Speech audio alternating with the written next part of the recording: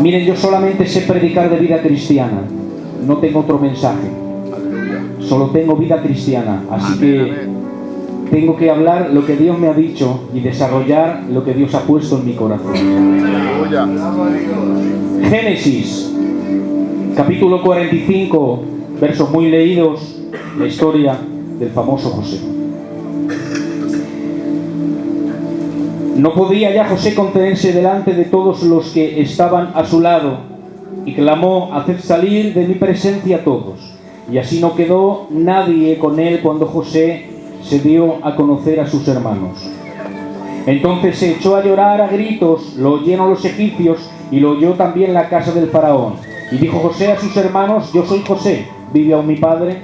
Sus hermanos no pudieron responderle porque estaban turbados delante de él, pero José les dijo: acercaos ahora a mí. Ellos se acercaron y él les dijo: yo soy José, vuestro hermano, el que vendisteis a los egipcios. Ahora pues no os entristezcáis ni os pese haberme vendido acá, porque para salvar vidas me envió Dios delante de vosotros, pues ya ha habido 2 años de hambre en medio de la tierra y quedan 5 años en los cuales no habrá ni siega. Amén a la palabra poderosa del Señor. Amén. Quiero empezar diciendo que los sueños de Dios no son estériles. Aleluya. ¿Me dejan que lo diga otra vez? Los sueños de Dios no son estériles. Amén. Sin embargo, los sueños del hombre, el egocentrismo del hombre, las metas del hombre se caen sin sentido porque no tienen sustancia y no tienen valor. El hombre piensa y ejecuta, pero quiero decirte algo: Dios está por encima de toda mente humana. Dios está por encima de todo pensamiento humano. Dios está por encima de todo gobierno humano. Cuando Él habla, se ejecuta. Cuando Él habla, todo pasa. Cuando Él habla, no se equivoca. Cuando Él habla, la obra de Satanás retrocede. Cuando Él habla, se cumple. Cuando Él habla, algo pasa. Porque la autoridad de su palabra reside en su persona. La autoridad de su palabra reside en su esencia. La autoridad de su palabra reside en quién es Él. Él es justicia, Él es amor, Él es verdad. Había un joven, queridos hermanos, llamado José. Y este José se convirtió en tipo, figura o sombra de Cristo. Toda la historia de José es una figura y tipo de Cristo. ¿Saben ustedes que la figura y tipo de Cristo solamente tienen el cumplimiento en la persona de Jesucristo? Porque, queridos hermanos, por mucho que el hombre sueñe, por mucho que el hombre anhele, solamente hay alguien que ha cambiado el sentido de la humanidad. Solamente hay alguien que ha cambiado el destino del mundo. Solamente hay alguien que se merece toda la gloria y toda la honra. Solamente hay alguien que se han cumplido las 300 y pico profecías en su persona. Solamente hay alguien que ha cumplido todo lo del Antiguo Testamento. Todas las profecías han recaído en Él. Quiero decirte algo: como Cristo no hay nadie. Él ha cumplido su palabra. Él ha cumplido lo profético. Él ha venido, queridos hermanos, a cumplir el deseo del Padre. Amén. No hay nadie como Él. Amén. Un hombre de Dios muy grande dijo: cuando alguien se hinche en su corazón de orgullo, que mire la cruz, porque caerá rendido. Queridos hermanos, nadie se puede vanagloriar cuando se levanta la cruz. Cuando se levanta la cruz, todos caemos rendidos, porque no hay nadie como Él. Si Dios te ha dado una salvación tan grande por gracia, ¿de qué te vas a vanagloriar? Si Dios te ha dado un ministerio en la iglesia y te lo ha dado Él, ¿de qué te vas a vanagloriar si no es tuyo, si te lo ha dado Él? En este lugar solamente hay alguien que le rendimos pleitesía, que nos humillamos delante de su persona y declaramos que Él es santo, santo, santo, santo, y no hay nadie como Él. La mente de Dios está por encima de nuestra mente. Nosotros pensamos y hacemos planes por un tiempo, por unos años, y quizás mente nos salga bien, pero quiero decirte algo: nosotros hacemos planes y a veces los planes se tuercen, a veces las cosas que pensamos no salen como nosotros quisiéramos que salen. Pero, queridos hermanos, cuando Dios piensa, Cuando Él habla una palabra, Él se sienta en su trono desde la eternidad y en su persona inmutable, Él ejecuta un plan de salvación, Él ejecuta una palabra y la palabra prevalece en medio de la historia y en medio de los tiempos. Y aunque se levante toda obra de Satanás para que no tenga cumplimiento, es imposible, porque Dios es soberano. ¿Cuántos creen que Dios es soberano? Dios está por encima de tus miedos. Dios está por encima de tus fracasos. Dios está por encima de todo lo que haces. Dios es el que gobierna. Miren, voy a decir algo y digan amén. No hay pecado que Dios no pueda perdonar. No hay vida que Dios no pueda restaurar. No hay ningún caído que no pueda ser restaurado por Él. Quiero decirte algo. Dios se ha especializado en los heridos. Se ha especializado en los caídos. Se ha especializado en los que están en pecado. Esa es su obra. Le decían, pero ¿tú a qué vienes? Y Él decía, yo he venido a comer con pecadores. Aleluya. Porque quiero decirles algo, que nadie se enfade de los que están en ese lugar. Antes de conocer a Dios, quizás mentes hubiera sido o eres buena persona, eres buen gitano. Pero quiero decirte algo, ni por ser buena persona, ni por ser buen gitano, te podrías ir al reino de los cielos. Has tenido que entregar tus pecados al dador de la vida, a ese puente entre Dios y los hombres. Quiero decirte algo, si estás aquí es por Él, si vives es por Él, si caminas es por Él, si te sustentas es por Él. Él es el que guarda tu entrada y tu salida. Él es el que gobierna tu casa, el que gobierna tu matrimonio, el que gobierna tu vida. Él es el soberano de todo. Amén. Y el soberano de todo le plació en el corazón hacer un engendramiento. Y esos engendramientos fueron en forma de sueño. Y los engendramientos vinieron a la vida de José y se engendraron en sus entrañas. Miren, estaban los hermanos, queridos hermanos de José. Saben ustedes la historia. Estaba su papá y estaba José. Si ustedes empiezan a leer desde el primer capítulo toda la trayectoria de la vida de José, empiezan ustedes a enlazar el plan precioso de Dios. Empiezan a visualizar la mente magistral de Dios. Empiezan a ver que Dios no se equivoca, que Dios no comete errores. Y voy a decir algo, y que todo lo que hace Dios lo hace bien. Amén. ¿Acaso le podremos decir a Dios que los planes de Dios los hace mal? ¿O le podremos decir a la mente de Dios, ¿por qué no has hecho esto así? ¿O por qué no has hecho esto de esta manera? ¿Acaso tendremos la osadía de decirle a Dios el por qué estoy viviendo esto?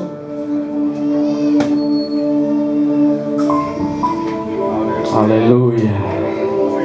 José, queridos hermanos, recibió un engendramiento de Dios y vio 11 manojos de trigo que se inclinaban ante él y el suyo se elevaba por encima de todos. Con un corazón noble salió José a decírselo a sus hermanos.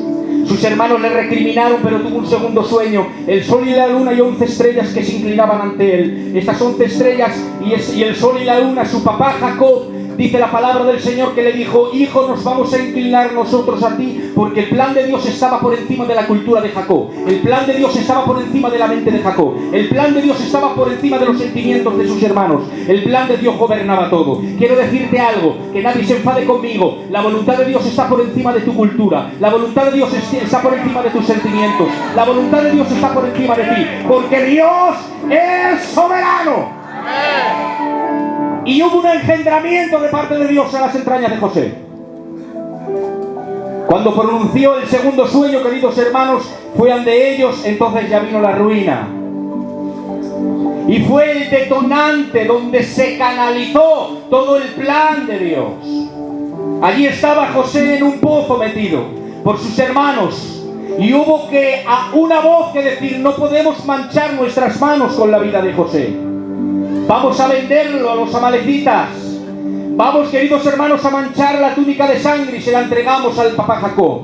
Y queridos hermanos, si usted el pasaje, usted diría, ¿cómo puede ser si José tenía un futuro brillante? Si José era el más estimado en la casa de Jacob, si le había hecho una túnica de colores que lo distinguía por encima de todos, si tenía una nobleza que era increíble, ¿cómo puede ser que Dios le haya arrancado de ese plan para meterlo en un plan distinto? Porque quiero decirte algo, el plan de Dios no era salvarle, el plan de Dios era formarle.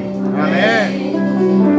Voy a decirte algo de parte del Señor y recíbelo. Lo que estás pidiendo, a veces, Señor, sálvame de esta situación y líbrame de esto. Y quizás mente Dios te esté diciendo, es necesario que pases por ahí, porque no se trata de salvación, se trata de formación. Porque la vida cristiana radica en que representes la imagen de Cristo allá donde vayas. En que vean a Cristo en ti en el mercadillo, en que vean a Cristo en ti en una situación difícil, en que reflejes a Jesús a donde quiera que vayas. José, tipo de Cristo, y aprendemos de él. ¿Cuántos entienden que la vida cristiana no solamente son cultos bonitos? La vida cristiana no solamente es que Dios te visite. La vida cristiana no solamente es que Dios te bendiga en los mercados con la economía. Atención, la vida cristiana es entregar tu yo.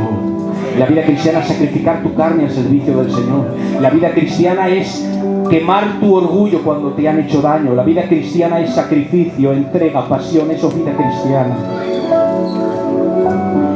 Aleluya. Aleluya. Los sueños de Dios no son estériles, hermanos. ¿Cuántos de nosotros, de los que estamos en este lugar, le hemos preguntado a Dios el por qué? ¿Verdad? El por qué. Si en el capítulo 45 le decimos a Dios el por qué, no tenemos contestación y tenemos que dejar que se siga desarrollando la voluntad de Dios para poder entender las cosas. Y es que hay a veces, queridos hermanos, que no se trata de decirle a Dios en el primer capítulo por qué. Deja que el capítulo se desarrolle, deja que tu vida se desarrolle y entenderás las cosas, porque por encima de tu mente está la mente de Dios. José, queridos hermanos, fue vendido a los amalecitas y ahí estaba, vendido por 20 piezas de plata, figura de Cristo. Y ahí estaba José, entró en la casa de Potifar y ya saben ustedes, José estaba bendecido, porque José tenía unas facetas que le distinguían por encima de todos: justicia, integridad, santidad y verdad. Justicia, integridad, santidad y verdad. Miren, la obra de Satanás se rompe: integridad, justicia, santidad y verdad. No hay otra regla: justicia, santidad y verdad, integridad. Eso es lo que paraliza, lo que rompe la obra del diablo, para que no se estorbe, para que no haga trampa en tu casa. Pero cuando hay pecado, cuando hay disensión, cuando hay ruina, ahí la obra de Satanás toma ventaja. La puerta más grande para que trabaje el diablo se llama pecado. Y la puerta más grande para paralizar la obra del diablo se llama santidad, justicia, verdad, integridad. Apláudele a Dios, por favor, apláudele a Dios.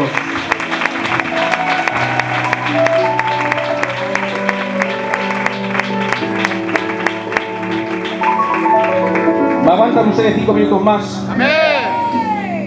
José vendido en la casa de Potifar, dice la palabra del Señor, que vino alguien y se asió de él, no hace falta explicar nada más. Él salió corriendo y ella se quedó con sus prendas. Miren, voy a decirles algo, miren, yo solo sé predicar vida cristiana, no sé predicar nada más. ¿Saben, queridos hermanos, que Jesús 40 días estaba ayunando y orando? ¿Y cuándo se apareció el tentador? Él se apareció, dice la Biblia, cuando tuvo hambre. ¿Saben, queridos hermanos, que el diablo está esperando a que se despierte hambre para tentarte? Que la obra del diablo está esperando a que venga el hambre para tentarte. Miren, no se trata de no tener hambre, se trata de decir que no a lo que te ofrece el diablo, porque el diablo está esperando a que tengas hambre, y cuando tengas hambre, él va a salir a tu encuentro, va a salir a tu vida y empezar a ofrecerte, queridos hermanos. Pero José tenía integridad, justicia, verdad y santidad, los mismos atributos que tenía Cristo. Iglesia del Señor, imitemos a Cristo. Queridos hermanos, cuando vino el tentador a tentarle, él dijo: escrito está. No hay mayor autoridad en tu vida que cuando te sometes a la autoridad de la palabra.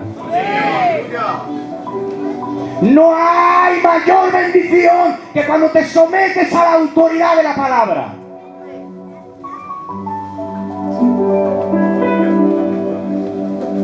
Aleluya. Mire, no tenía otro mensaje, estoy intentando cortar, pero es lo que el Señor me está dando. Amén. Déjame que termine con 5 minutos. José aparece a sus hermanos. Y cuando aparece a sus hermanos, vienen sus hermanos, dice la Biblia, que empezó a llorar. Y empezó a llorar grandemente, empezó a llorar, empezó a gemir, empezó a quebrantarse. Y dice la palabra del Señor que echó a todos fuera.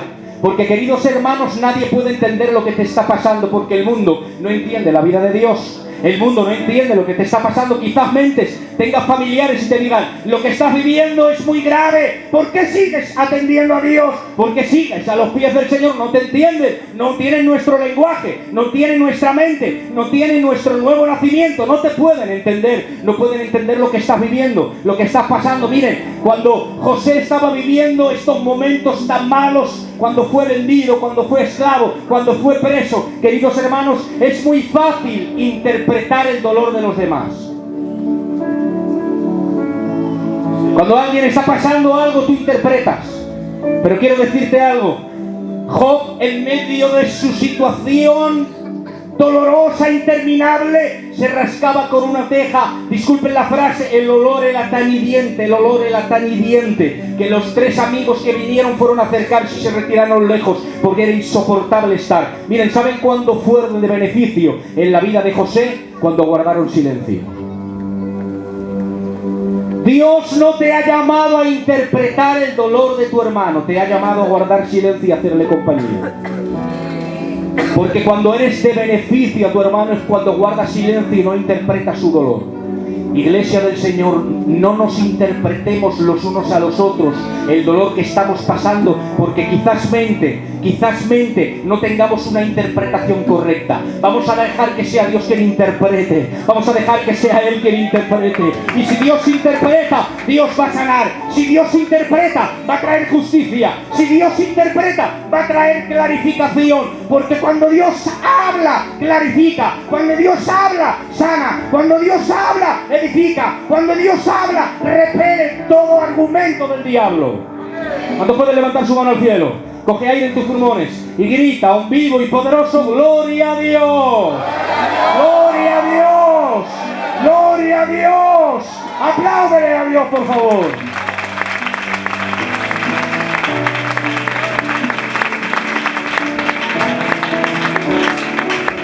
Termino con esto y dejo a Moisés.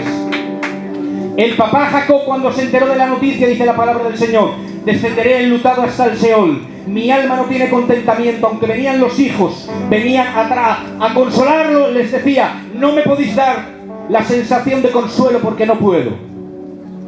Los hermanos de José estaban tan heridos que cuando José les dice que es él, empezaron a tener miedo y temor.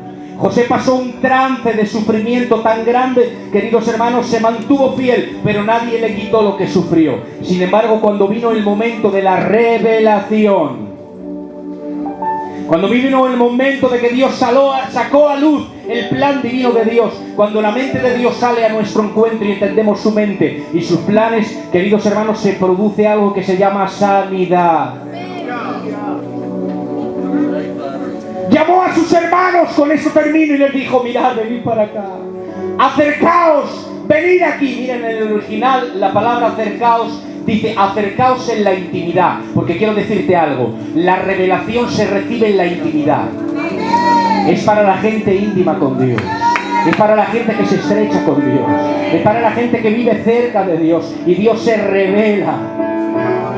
Venid acá. Y ahora Él abre el plan y dice: porque para preservación de vida Dios me ha mandado a este lugar, me ha puesto como el gobernador de Egipto, porque vienen 7 años de hambre y habéis pasado 2, pero yo voy a cubrir las necesidades del patriarca Abraham y de los hijos. Y queridos hermanos, Él dijo: para preservación de vida, porque hay un plan eterno de Dios detrás de todo eso. Quiero decirte algo, que nadie se enfade conmigo: detrás de todo sufrimiento hay un plan de Dios. Miren, de Dios no nacen las enfermedades. Amén. ¿Saben cómo creó Dios a Adán y Eva en el huerto del Edén? Los creó perfectos, con el árbol de la vida para vivir para siempre. ¿Cuándo vino la enfermedad? Cuando el hombre desobedeció a Dios, entró el pecado, entró la muerte física y la degradación del cuerpo humano. Ahí entró la enfermedad. ¿De quién es la culpa de la enfermedad? No es de Dios. Miren, hay a veces que por no entender el plan de Dios miramos al cielo y le decimos: papá, ¿por qué pasa todo esto? Por causa del pecado. Mira el pecado, mira la desobediencia de Adán. Y Dios ha preparado una eternidad gloriosa para que se acabe este sufrimiento en la tierra. Pero es necesario que se cumpla lo que Él ha estado establecido hasta que venga el tiempo de lo perfecto, el tiempo de la eternidad. Pero mientras, queridos hermanos, Dios instrumentaliza lo que vives para formarte. Aleluya. ¿Me dejan que lo diga otra vez? Amén. Dios instrumentaliza lo que vives para formarte. Es verdad que de Dios no procede nada malo. No tiene ninguna molécula de suciedad. Él no tiene ningún pensamiento de mal para ti. Es verdad que a veces nosotros mismos nos buscamos nuestros errores y nuestros fracasos, pero Dios es tan grande que aunque Él no te ha metido en ese fracaso, instrumentaliza lo que vives para formar en ti la imagen del Señor. Aleluya. Aleluya. Aguanta lo que estás viviendo. Aguanta la situación, Dios te está formando. Cierren sus ojos, por favor. Extienden una de sus manos al cielo. Y ese Dios soberano que sabe tu nombre, sabe tu DNI, sabe los pensamientos más profundos de tu alma, sabe cuando estás herido, cuando estás triste, sabe cuando estás mirando con los ojos al cielo porque ya no aguantas más. El Dios de gloria que tenemos es el Dios que instrumentaliza lo que vives para formar en ti la imagen de Jesucristo. El Dios de gloria es el que te da fuerza cuando ya no puedes más. El Dios de gloria es el que te anima, te alienta cuando dices, Señor, hasta aquí. Y Él viene con un renuevo de gloria. Él viene con una gloria específica, restauradora. Él viene para sanarte. Él viene para librarte. Él viene para restaurarte. Simplemente humíllate delante de su mano. Humíllate delante de la mente preciosa de Cristo, de su soberanía santa. Aunque nosotros cometemos errores y fracasos, pero el Dios de gloria utiliza tus fracasos para darte imagen. El Dios de gloria te purifica. Iglesia del Señor, cuando el horno está aumentando en temperatura, meten el oro y el oro revela su identidad. Porque cuando tu casa, cuando tu problema, cuando tu situación está al tope, al límite, es ahí cuando revelas tu identidad verdadera. Iglesia del Señor, adórale a Dios, adórale.